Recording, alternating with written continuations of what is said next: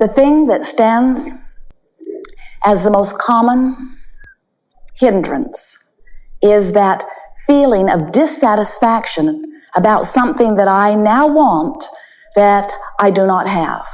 Either there is something that I've got that I don't want, and I'm unhappy that I can't get rid of it, or there is something that I desire that has not yet come fully to me, and I am irritated or depressed that it has not yet come.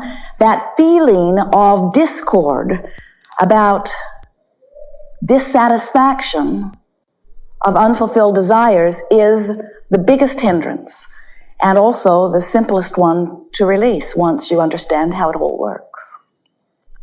When you ask, it is always given. Always, always, always given every single time. So we would like to help you to understand the creative process in 3 simple points. And 2 of them are already taken care of without your conscious awareness.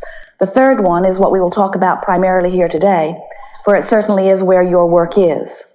The first point in creation is desire or asking. That happens just by your association with your experience. So the asking happens. The second point is the answering to that asking. Universal forces, some call it God force, we call it creative life force. The answer is always given in the moment of the asking.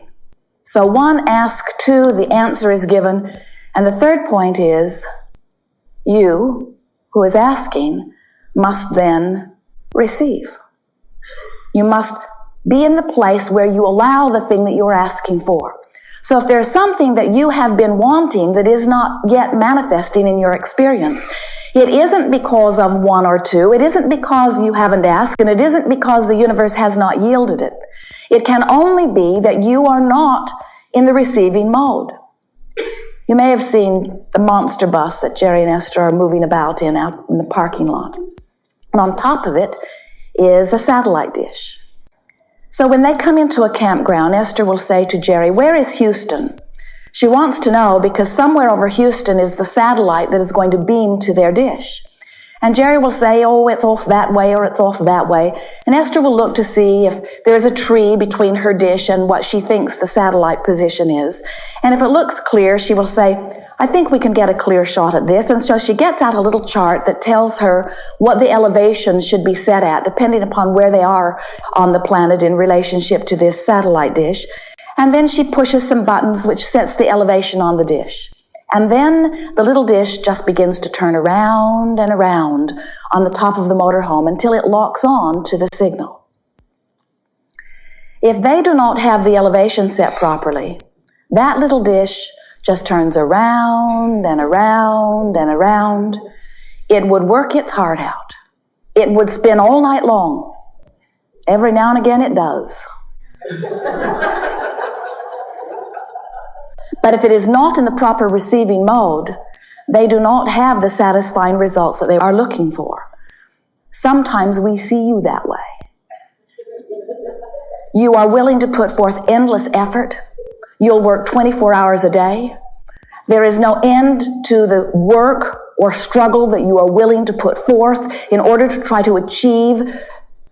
But if you are not in the proper vibrational mode, no matter how much energy or effort or time or money you put into your endeavor, you don't lock on. When someone says to you, "Oh, you are a wondrous being," or "Oh, you look lovely today," how's your receiving mode? In other words, does it bounce right off of you in a sort of embarrassing feeling? Or do you absorb it like a thirsty sponge? Do you receive the well-being that is being offered to you? Or are you holding yourself in some sort of tension without even knowing you're doing it? There is only a source of well-being. Only well-being flows. You may be letting in the fullness of that well-being, or you may be pinching it off a bit. And depending upon how you're doing with that, you are living your life experience. The way you feel is your literal indicator of whether you're letting what in? letting in well-being, letting in who you are, letting in the clarity that is really you, letting in the abundance that is natural to you, letting in your well-being and your resilience, your physical stamina, letting in your flexibility, letting in your ability to intuitively know where your path is, letting in your sensitivity to your surroundings, letting in your opportunities to expand, letting in your joy and appreciation, letting in the fullness of who you are, letting yourself be who you really are. That's what this gathering is really about, because we don't need to teach you about what to want. That part comes naturally to you. It's not anybody's business what you want anyway. You are freedom-based beings who get to choose. We don't need to tell you about who you are from non-physical. You innately know who you are. You are source energy expressing in this physical body. You're not here to prove some kind of worthiness. You're not here to fix something that is broken. You are here as expanding beings to assist with the expansion, not because it needs your assistance, but because it is fun, it is fulfilling, it is inevitable for the universe to expand. And in this inevitable expanding universe, you, genius creators, said, I will go forth into this contrasting experience where all kinds of choices will be laid before me. And out of this assembly line of opportunities, I will conclude, sometimes unconsciously, sometimes fully consciously, new desires, in some cases desires that have never been unto this universe or any other ever before. And when that new rocket of desire is born within me, really my work is done, because when that rocket is born, the asking is in place. And when the asking is in place, the answering is in place. And so the expansion of the universe happens joyously, naturally, creatively, eternally. This gathering is not about that. That happens. This gathering is about assisting you in achieving vibrational harmony with your own desire, so that you can right now, this red hot minute, express yourself in the fullest sense of the word. As with all analogies, our satellite dish analogy is not perfect. The biggest difference between it and what's happening with you is that your contrast, which causes you to give birth to your rocket of desire, sends the signal. In other words, it is your desire that is beaming to you. So when we say you're wanting to align the energy within you, we're talking about aligning the energy of your now thought, your habit of thought, your belief, your day-to-day vibrational expression, and the vibration of your desire. So you launch the rocket that is sending the signal to you. Now all you've got to do is line up with the signal that you've sent to you. In other words, it is the vibrational harmony between the vibrational meter of your desire and the vibrational meter of your now expression that matters. If you've concluded through your exposure to contrast that you desire something different in your experience, and that desire is vibrating here, it is this dream, this idea that you have that when you first thought about it thrilled you. But now you stand here mostly noticing what is, talking about it softly to your friends, wish this were different, wish this were different, wish this were different. In every moment that you're talking about what is, instead of where you're going, instead of what you are desiring, you're holding yourself vibrationally apart from the thing you want. You're not locked onto your signal. So as we're playing together today, we're going to do a lot of demonstrating of locked off, locked on, locked off, locked on. In other words, we think it would be very helpful if you would begin to catch yourself in the act of being locked off your signal, because we hear so many of you saying, what's going on here? I know I want it. I know I've been saying I want it. I know I'm using the right words. I know I've got the right expression on my face. Why isn't it happening? Why isn't it coming to me? And in answer to your question, you are the ones that hold the answer to that. The answer to that is because you keep doing that thing you do that locks you off the signal. One day, some time ago, Esther went out to the chicken coop and found a possum in the nest where the eggs are, with egg all over its face. She loved it. egg on its face. Imagine that. Esther said, I've heard that all my life, and this is the first time I've ever experienced someone with egg on their face. And if you could have seen this little possum, the guilty look on his face, in other words, he was the epitome of being caught with egg on his face. Well, that's sort of what we want you to begin to do.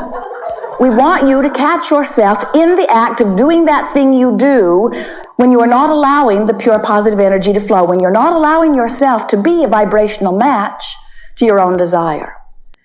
So what happens to our beloved human objective perusers is that you tend to evaluate the content of your now experience so fully that you find the more familiar vibration of what is rather than the better feeling vibration of what you desire. And that right there is the only thing that ever holds you apart from anything you want. There is nothing other than that. We tease a little bit. It's like being willing to endure just a little bit of poison. It's like every day finding a little poison and just taste it. It's a little bitter at first. Just a little bit. Doesn't kill you right away. Diminishes your experience almost unnoticeably in the beginning. But then you get a taste for it. It's like it becomes a habit. It becomes so familiar that even though it doesn't really feel good while you do it, it doesn't really give you immediate detrimental results, and so you just sort of lap it up a little bit. The reason that we use this rather negative approach here is because we're wanting you to realize sometimes we visit with our physical friends who feel that they are very far apart from something they want.